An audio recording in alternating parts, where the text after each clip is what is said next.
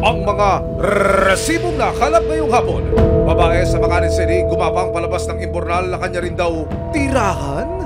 Ayon sa babae, fake news daw ito. Pero ang isang lola na 3 dekada nang nakatira sa isang bodega sa palengke, hindi fake news. 35 years na daw yan. Ilapit natin to sa resibo. Ang pagsalba sa kanya ng resibo at ng mga otoridad, mamaya na! Baka na ayaw humupa, sinamahan pa ng gabundok na basura na pinagpipiestahan ng mga uod at daga. Ang pag-aksyon ng resibo, mamaya na!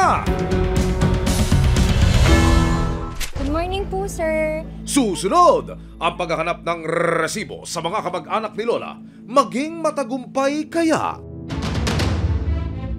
Sino ang kagulangnan nyo? Manay Silvia.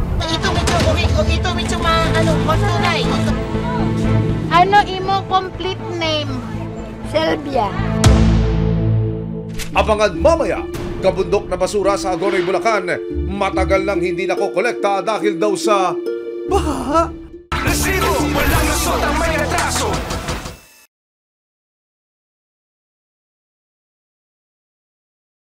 Resibo, walang lusot ang may retraso. Ano man reklamo, bibigyan tugon. Bawat hinaing at problema, hakanapan ng solusyon. Ito ang bago ninyo sandigan, hindi palalampasin ang mga tiwali at maling gawi. Dito, walang ligtas ang abusado at lalong walang lusot ang may atraso. Dahil ang lahat, hahanapan natin ang resibo. Magandang hapon, ako po si Emil Sumangil. Kakayanin nyo bang manirahan sa isang lugar na malaimbornal, masikip, madilim at mabaho? Kahit isang gabi, siguradong hindi tatagal ang marami. E paano kaya kinakaya ng isang lola na manirahan sa isang bodega, sa palengke, sa loob ng mahigit 3 dekada? Sa barangay San Lorenzo, Makanin City, nagulantang ang lahat ng may babaeng lumabas mula sa isang imbornal. Hinala ng marami, sa imbornal nakatira ang babae. Pero nang puntahan ng resibo, ang babae na kinilalang si Rosemary, isang mangangalakal, itinanggi niyang sa kanal siya naninirahan. Kwento rin niya may nahulog siyang blade sa imbornal kaya napilitan siyang bumaba at kunin ito. Una po, yung pagkalaglag ng cutter blade ko sa kamay, tumama sa may bato, lalaglag diretso sa may creek. Nang pumutok ang mga litrato ni Rosemary sa imbornal, laking gulat ng lahat nang bigyan siya ng pamahalaan ng 80,000 pesos bilang tulong. Maraming salamat po kasi natulungan niyo po ako. Ito po yung malaking halaga sa akin para mapagbago. Sa halagang ito, papalagaan ko po. Mula sa dating tinitirang boarding house sa Makati, naninirahan na siya ngayon sa Pasay City, kung saan siya nagtayo ng kanyang sari-sari store. Ayon naman sa DSWD, dumaraan sa masusing assessment ng kanilang social workers ang bawat tulong na binibigay ng ahensya. Hindi siya dapat tinitignan na sa value na, ay, binigyan ng ganitong halaga. Pero based pa rin po yun sa assessment ng social worker natin. Pwede namang mas maliit, pwede rin mas malaki. Pero ito may batayan po ito. Susunod, ang inakala ng lahat na sa masikip, marumi at hindi makataong lugar nakatira si Rosemary. Katotohanan para sa isang lola. 35 years na daw yan. Ilapit natin to sa resibo. Baka na ayaw humupa, sinamahan pa ng gabundok na basura na pinagpipiestahan ng mga uod at daga. Resibo, walang lusot ang may retraso.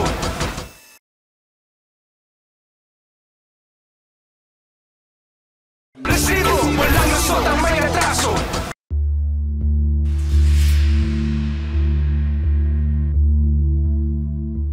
Idinulog ng isang concerned citizen na si Gilmar sa resibo ang sitwasyon ng isang lola sa Caloocan City. Sa video na kanyang ipinadala, makikitang nanghihina na ang lola. 35 years na daw yan. Ilapit natin to sa resibo. Kaya naman ang resibo, hindi na nag-aksaya ng oras at agad nang pinuntahan ng senior citizen.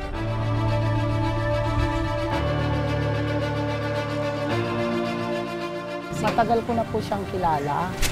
Ever since na 1991, nakikita ko na siya dito. Tapos nung bumalik ako para magtrabaho ng Maynila, nandito pa rin siya. Ayon sa mga tindera ng palengke, mahigit 3 dekada nang nakatira sa dating tambakan ng gulay si Lola Ibiang.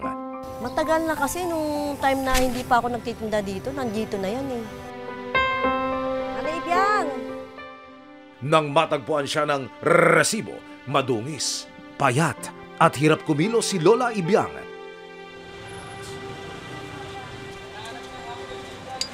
Ano imo complete name? Sylvia.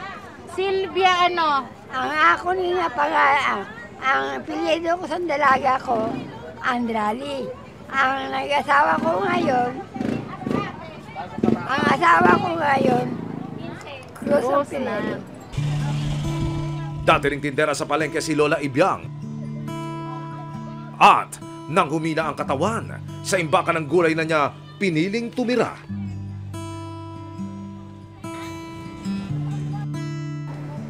Nay Ibiang! Ayun lang, ito lang natulugan ko. Yan ang upuan ko. Yan ang folding bed. Sa edad na 76, hirap nang makarinig si Lola Ibiang. Pumanaw na raw ang kanyang asawa at mga anak. Hindi rin niya alam kung may nabubuhay pa siyang kamag-anak. Taga saan ka? Taga Iloilo po. 2 beses ako ng asawa eh. Ang una kong taga-asawa, taga-amin sa Iloilo. Ang nauna, namatay, asawa ko. 2 lang naman, isang babae, isang lalaki. Ako na nag-iisa. May nakagusto naman sa akin. Wala man asawa. Nakasal rin kami. Sila 4 na matay, pati anak. Sa loob ng mahabang panahon, tanging ang mga tindera sa palengke ang itinuturing niyang pamilya. Hindi naman ako pinapabayaan sa mga kasama ko dito eh. Hindi ikaw Hindi pinapabayaan. naman nila ako eh. Sa kanyang edad, limitado na rin ang kanyang pagkilos. Kaya mula umaga hanggang gabi, nasa loob lang ng masikip na bodega si Lola Ibiang. Gusto mo magpuli sa Iloilo? Hindi pa. Diri ka na lang? No, mayroon ako naintindi. Dito lang ako. May mga paryente ka pa sa Lapos? Sa Lapos, Oo. mga kapatid. Kaya lang mga kapatid ko, may mga pamilya na. Oh, Pero hindi ko alam kung saan sila nakatira ngayon. Oh, matandaan mo kung sino yung mga kapatid? Ano mga pangalan ng mga kapatid mo? Ako ang panganay, si Sylvia. Ang ikalawa ko, kapatid ng babae, Crescencia.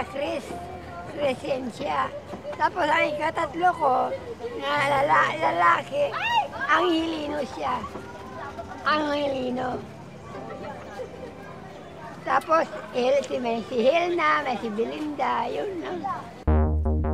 Nang makakuha ng inisyal na impormasyon tungkol sa pamilya ni Lola Ibiang sa Iloilo, sinuyod na ng resibo ang social media at sa aming pagtatanong sa Barangay Libertad Lapos sa Iloilo City, may nagpadala sa amin ng mensahe.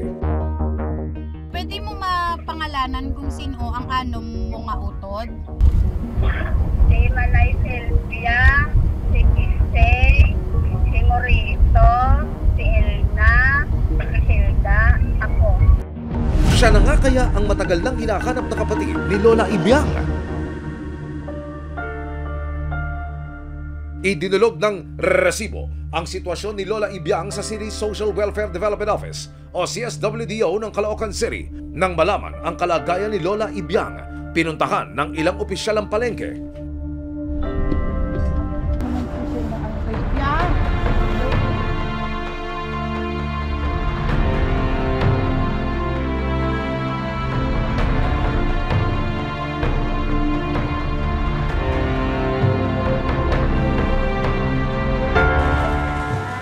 Mga kapatid po, kapatid. Mga kapatid, may mga asawa na pero hindi ko alam. Ay, Wala dito. wala nga. Ako lang eh. Wala ka ng contact? Wala. Sa kanilang initial assessment, wala sa Caloocan City ang kanyang malalapit na kamag-anak. Dahil dito, napagpasyahan ng CSWDO na alisin na si Lola sa kanyang barong-barong at ilipat sa mas maayos na tahanan. Minabuti na rin na mapatignan ang kalusugan ni Lola Ibiang.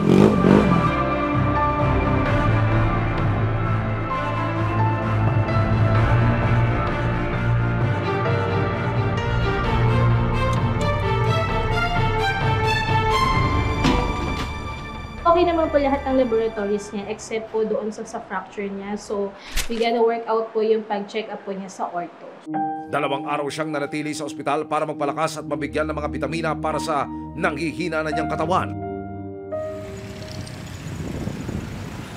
Good morning po, sir.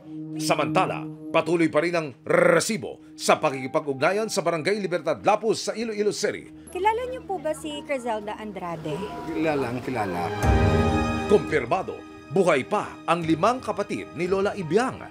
2 rito ang nakita ng resibo sa Barangay Libertad Lapus sa Iloilo City. Ayon sa kanila, matagal na rin nilang hinahanap ang kanilang kapatid, pero sa loob ng 13 taon, hindi raw naging madali ang pagtuntun sa kanya. Ang kapatid ko nagpunta doon sa kagang pamangkin ko sa Manila.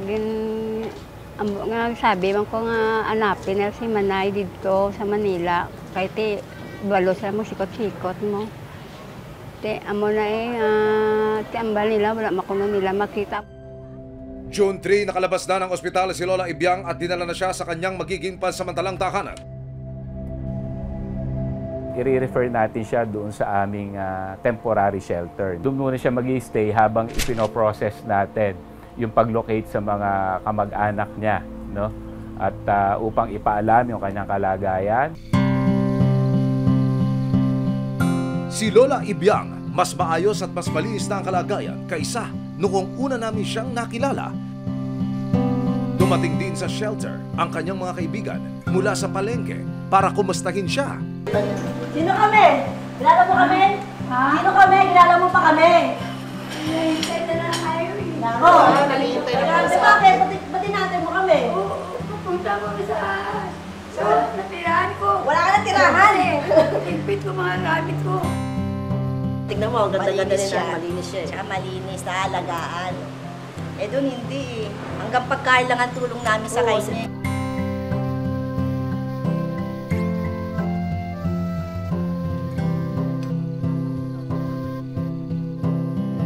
Pero ang hindi alam ni Lola Ibiang, may iba pang mangangamusta sa kanya ngayong araw.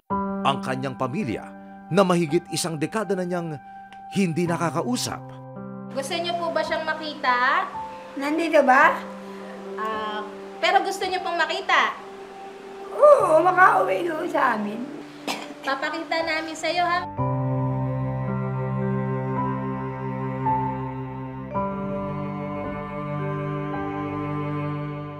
Ang magkakapatid na sina Lola Ibiang, Crizelda at Belinda, hindi maitago ang saya nang malamang nasa mabuting kalagayan ang isa't isa.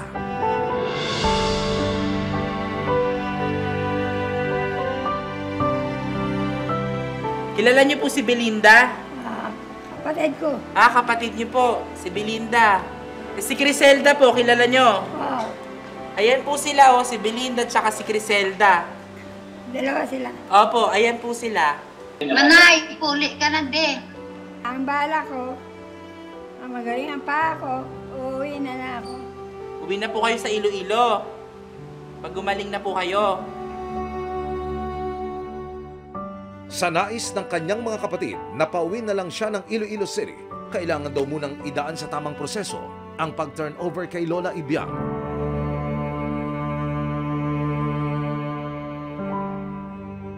Pagka ganyan may mga turnover, first of all, titignan natin yung kakayanan ng family na kukuha. Bukod dun sa legitimate siya na siya ang kukuha, titignan din natin kung may kakayanan sila. Yun talaga ang pinakagusto natin, yung sa mapapabuti yung client natin. Lipay kami nakita sa namon, kag na istorya. Ang gusto na mga magpauli, nagiti sa samon.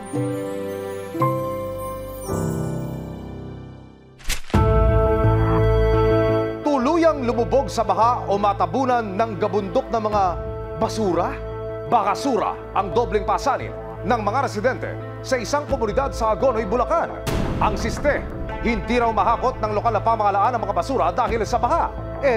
Paano po ba? Sa Agonoy, Bulacan, tuloy lang ang ilang residente sa mga gawaing bahay tulad ng pagsasampay at panananghalian habang nakalubog sa baha. Anyari! Talaga sir, hindi na kami makapamuhay ng normal dito. Yung dating tumatapon namin tubig, papuntang ilog, wala na, nabara nila. Sa katunayan, mayroon namang ipinagawang dike sa lugar noong 2023 para maiwasan ang matinding pagbaha, pero pagtataka ni Andy, bakit parang hindi na raw humuhupa ang baha? O yung high tide talaga dumarating, pero mabilis ding nawawala. Ngayon ang nangyari, dumarating siya, napipigil pa, tumatagal pa yung pagkatin niya. Hindi ko maiwan yung bahay. Kasi nga, gawa ng tubig. Hindi na ako ng paghanap buhay kasi yung bahay, binabantayan ko rin. Ayon sa kanya, dahil araw-araw nakalubog sa baha, namamanas at kulukulubot na ang kanyang mga paa. Kaya gustuhin man niyang magsuot ng bota, hindi na raw niya ito magawa. Kasi pagka sinuot yun, magka-irritation naman ang mangyayari sa akin dahil marumi yung tubig. At ang nagpabigat pa sa kanilang alalakanin, ang sangkatutak na basura sa katabing lote. Ang kanilang newfound neighbors, mga uod, langaw at mga daga, nakaping-happy sa dami ng basura. Ito nga basura, inaano na, baka mamaya may mga magkasakit na sa amin. Langaw, daga, lalo daga. Nagugulat yan, lalangaw, mamaya kaya pag may sugat na yung sariwa, sabi ko huwag kayong lulusong. Mamaya, maleptos kayo rin Mapapansin sa aerial footage na napaliligiran ng tubig ang Barangay San Roque sa Agonoy, Bulacan. Kaya normal na para sa mga tao ang pagbaha sa kanilang lugar. Dahil hindi na nahahakot ang mga basura sa hinabaha, napagdesisyonan ng barangay na ilipat sa isang bakanting lote ang mga basura hanggang naging gabundok na nga ang basura at minsan lang daw sa isang buwan kung magakot dito. Yung father ko, hirap siya. Lagi kami nakakulong sa kwarto kasi sa labas niya may amoy. Kulang na rin kami sa ventilation halo sa loob ng bahay kasi sarado yung bahay. Dahil nga, kung hindi mo sasara, papasok yung langaw o yung daga. Nag-aalala na rin daw si JC para sa kalagayan ng kanyang mga magulang.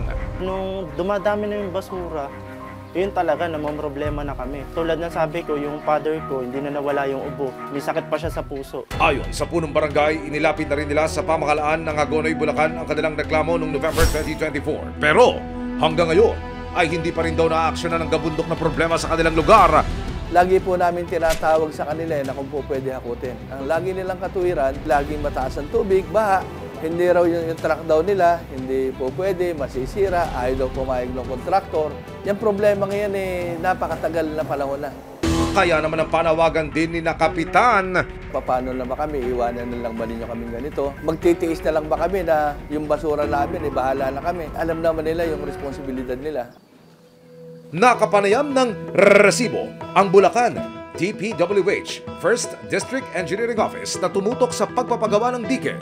Bahagi ito ng isang flood control project na nagkakahalaga ng mahigit 190 million pesos.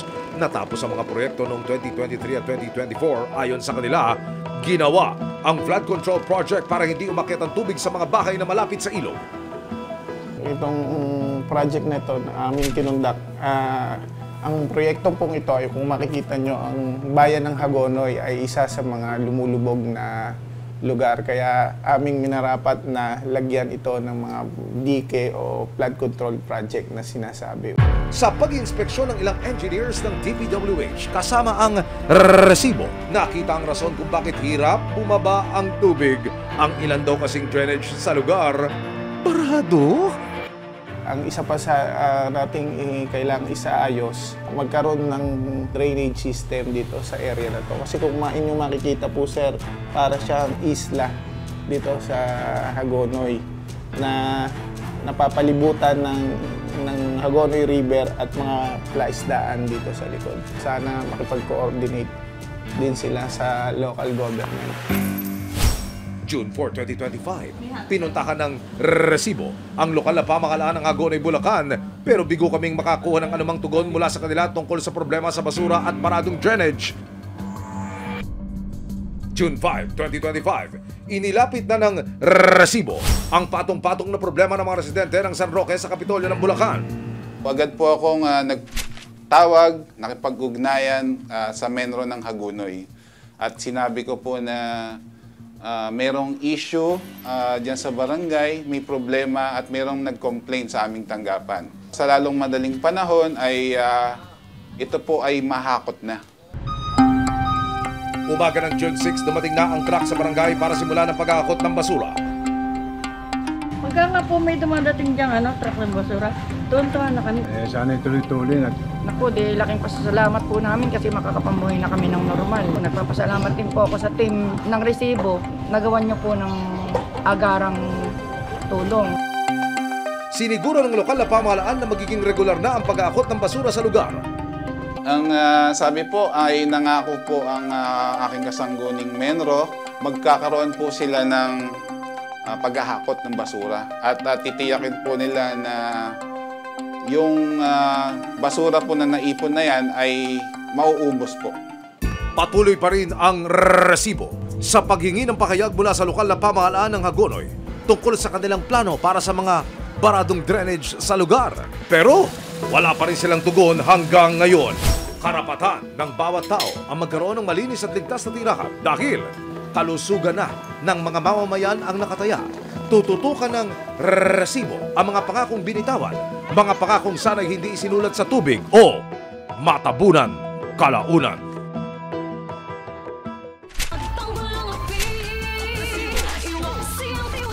Sama-sama nating ituwid ang tiwali at baluktot. Itakwil ang maling gawi at modus na bulok. Walang ligtas ang abusado at lalong walang lusot ang may atraso.